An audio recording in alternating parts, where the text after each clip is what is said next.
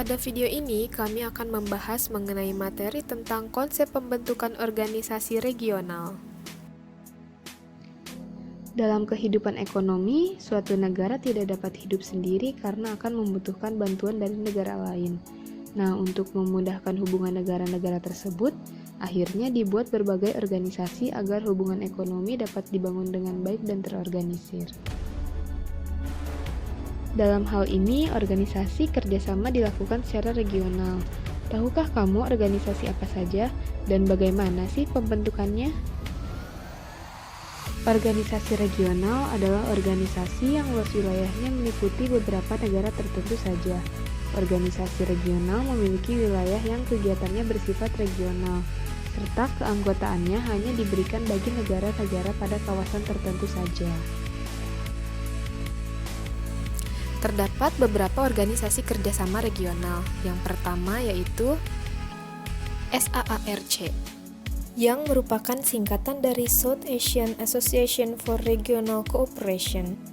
Organisasi ini didirikan pada 8 Desember 1985 oleh 8 negara, yaitu diantaranya ada negara Sri Lanka, Pakistan, India, Bangladesh, Afghanistan, Bhutan, dan Nepal. Berdirinya organisasi ini dilatar belakangi oleh keinginan negara Asia Selatan untuk bekerja sama dengan semangat persaudaraan, kepercayaan, serta pemahaman yang sama. Momen penting dalam organisasi ini adalah kompilasi yang menerapkan kawasan perdagangan bebas selatan pada tahun 2006. Tujuannya untuk memfasilitasi kegiatan perdagangan di Asia Selatan. Selain memiliki anggota tetap, SAARC juga memiliki 9 negara pengamat, yaitu Australia, Cina, Uni Eropa, Iran, Jepang, Mauritius, Myanmar, Korea Selatan, dan Amerika Serikat. Organisasi ini dibentuk karena menyadari jika masalah tidak bisa diselesaikan hanya dalam lingkup domestik saja, namun juga membutuhkan bantuan dari negara-negara tetangga. Sama halnya seperti manusia, sebuah negara juga tidak dapat berdiri sendiri tanpa bantuan dari negara lainnya. Maka dari itu dibentuklah kerjasama regional ini, dengan harapan setelah di lingkup regional, kerjasama ini akan meluas ke negara lainnya. Nah, kawasan Asia Selatan sendiri dianggap sebagai wilayah yang strategis sebagai jembatan antara Barat dan Timur. Sering terjadinya konflik di kawasan ini membuat negara-negara Asia Selatan sadar bahwa mereka membutuhkan pihak yang netral dalam menyelesaikan konflik ini. Tidak hanya itu, organisasi ini juga diharapkan dapat membangkitkan ekonomi di negara Asia Selatan. Negara-negara anggota kelompok ini mengharapkan bahwa dengan terciptanya suatu kawasan perdagangan bebas, maka dapat membantu dan menolong mereka dalam berbagai aspek, terutama dalam era globalisasi seperti ini. Organisasi ini berperan penting dalam mempertemukan berbagai negara anggota untuk mendiskusikan masa depan nasib negara Asia Selatan. Dengan keberadaan organisasi ini diharapkan dapat membangun kerjasama antar negara anggota dan dapat meredam konflik yang terjadi. Secara formal, tujuan dari kerjasama ini tercantum pada Piagam SAARC Pasal 1. Yang pertama, untuk mempromosikan kesejahteraan bagi seluruh masyarakat Asia Selatan, serta untuk meningkatkan kualitas hidup. Kedua, untuk mengakselerasi pertumbuhan ekonomi, kemajuan sosial, dan budaya di kawasan, serta memberi peluang bagi seluruh individu di kawasan untuk hidup dalam kehormatan. Yang ketiga, untuk mempromosikan dan memperkuat rasa percaya diri bersama di antara negara-negara Asia Selatan. Keempat, untuk membangun saling percaya, saling perhatian, dan apresiasi terhadap masalah-masalah pihak lain. Kelima, untuk mempromosikan kerjasama yang aktif dan saling membantu dalam bidang ekonomi, sosial, budaya, teknik, dan sains. Keenam, untuk memperkuat kerjasama antara negara-negara Asia Selatan di forum-forum internasional untuk kepentingan bersama. Dan yang terakhir, bekerja sama dengan organisasi internasional dan regional yang memiliki maksud dan tujuan yang sama. Organisasi yang kedua adalah MEE atau Masyarakat Ekonomi Eropa. Pada 1 Juni tahun 1955, terdapat pertemuan di Messina, Italia yang menunjuk Paul Henri Spaak sebagai ketua dewan yang harus menyusun laporan tentang kerjasama untuk semua bidang ekonomi. Laporan Komite Spaak ini berisi 2 rancangan yang mengintegrasikan Eropa, yaitu yang pertama, membentuk European Economic Community, dan yang kedua, membentuk European Atomic Energy Community. Rancangan Menteri Spaak itu akhirnya disetujui pada tanggal 25 Maret 1957 di Roma, dan kedua perjanjian diberlakukan pada tanggal 1 Januari 1958. Pertemuan di Roma itu menghasilkan Traktat Roma yang meresmikan berdirinya MEE. Pembentukan MEE ini dilatar belakangi oleh keberhasilan komunitas batubara dan baja Eropa dalam mendorong negara-negara seperti Belgia, Prancis, Italia, Luksemburg, Belanda, dan Jerman Barat membentuk pasar bersama yang membahas tentang sektor ekonomi. Organisasi MEE juga melakukan persetujuan antara lain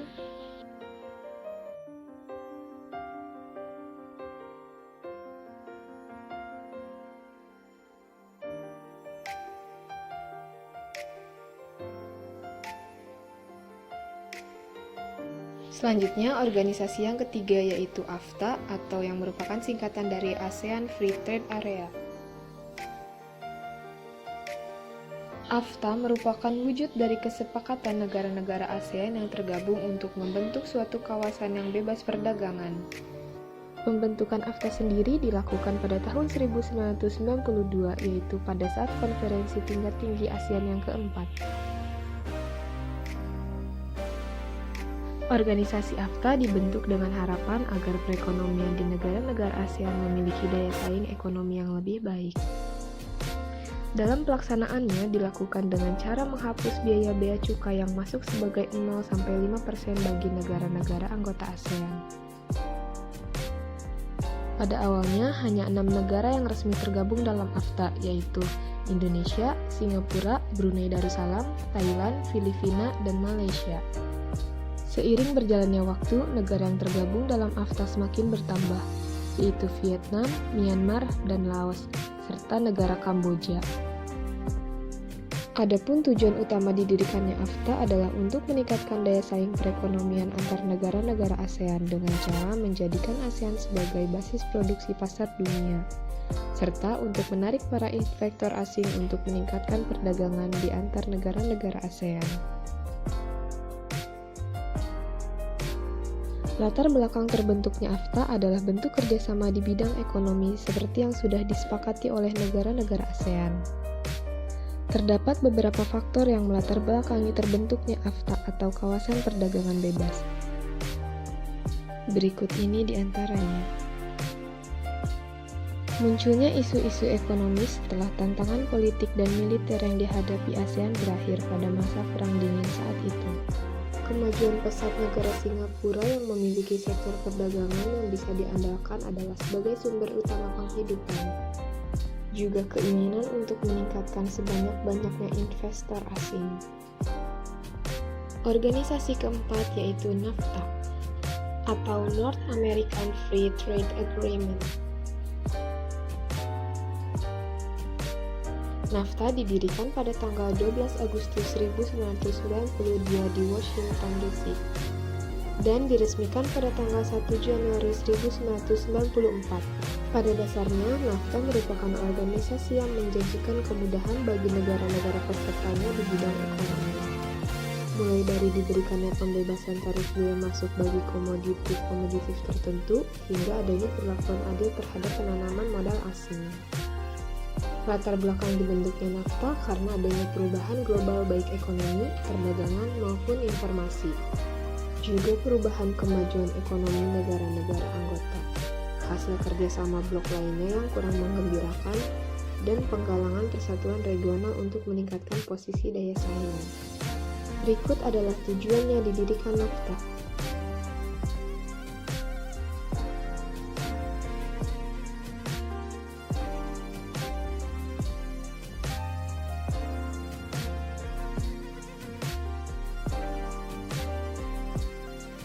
Organisasi yang keempat yaitu APEC atau Asia Pacific Economic Cooperation.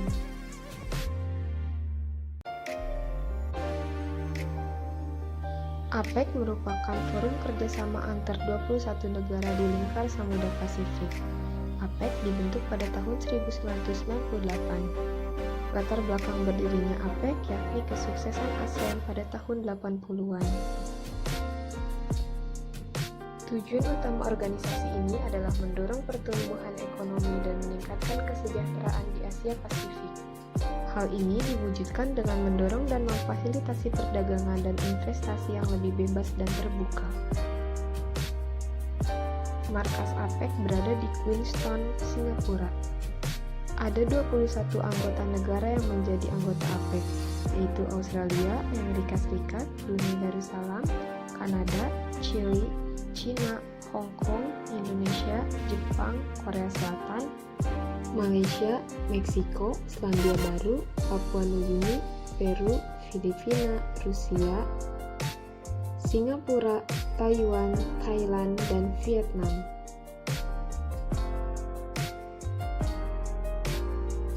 Nah, beberapa organisasi yang telah disebutkan tadi merupakan organisasi kerjasama di antara negara regional.